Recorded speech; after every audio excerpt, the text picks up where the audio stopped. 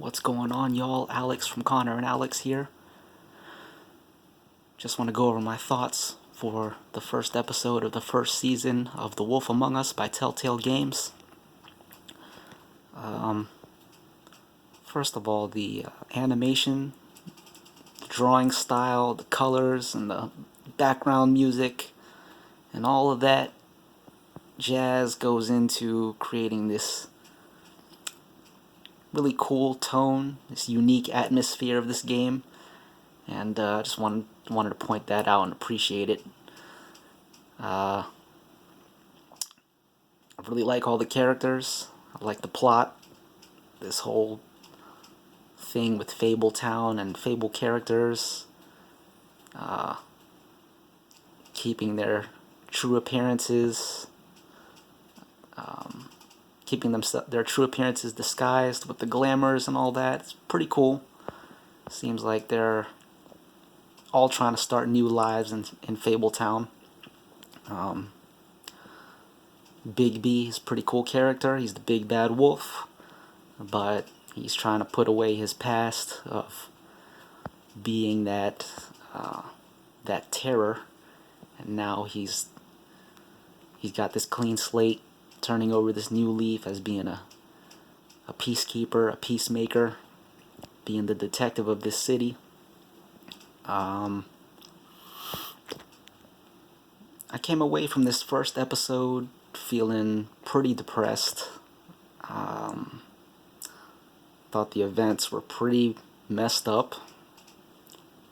Not just for me, but for the main character that we play, Big B. Like, I kind of try to put myself in his mind state. I feel like he would feel pretty similar to how I feel as the player.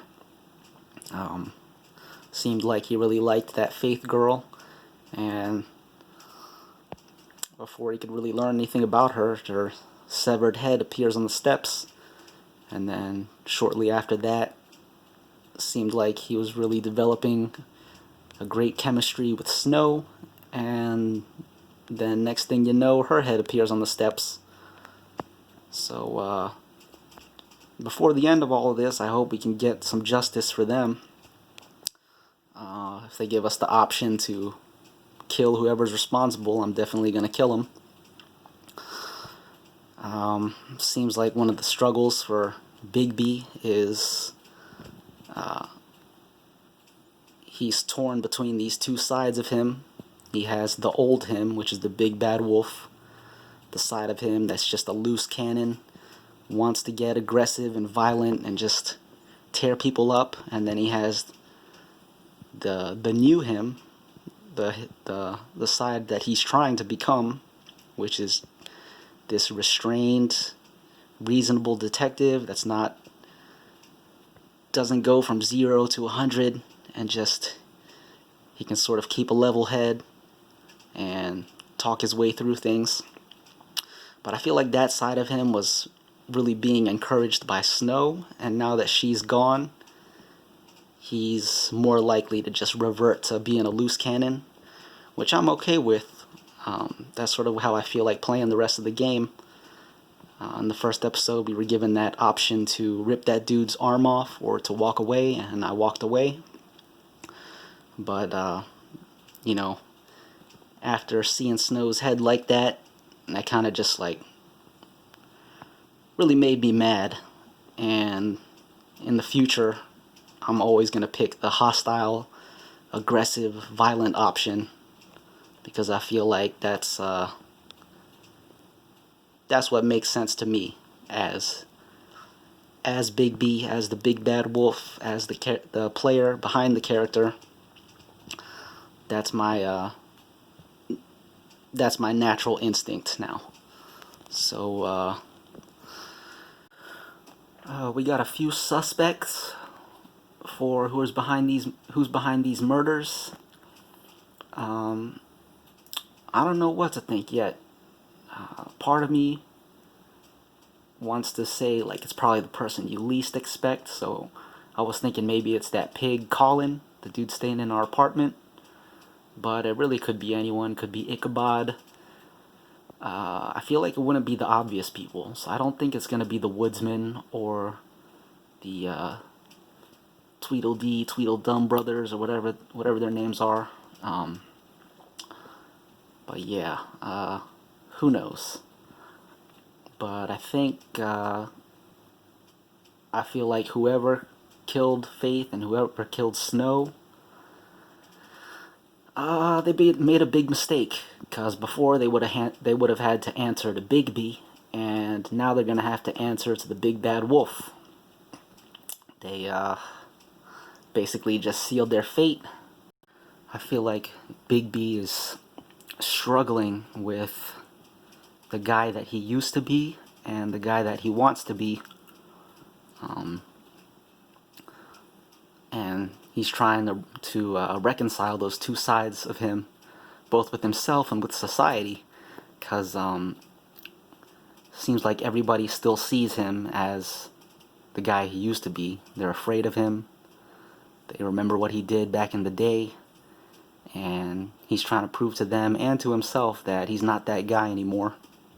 He's now a detective. He's a civil servant.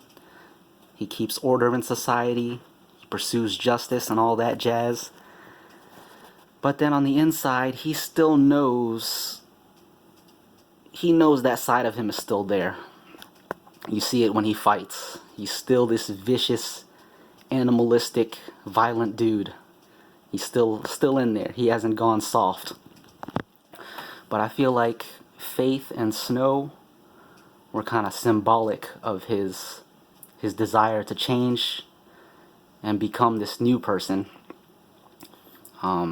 Even if he himself doesn't believe it or only half believes it, because Faith believed that he wasn't a bad guy, and because Snow believes that he wasn't a bad guy, it kind of makes him want to become what they think he is, even if he himself doesn't believe that he's who they think he is.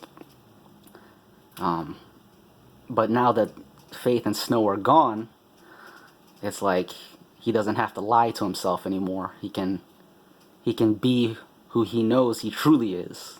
And he can lean into his hatred and his impulse toward violence, his viciousness, and basically bring out the wolf. Back when Bigby and Snow were riding in the cab together, seemed like they were really having a moment there, and he didn't know that was the last time he was going to see her. So that makes it all the more traumatic for him when you do see her again and it's just her head on the steps. You know, it seems like that would be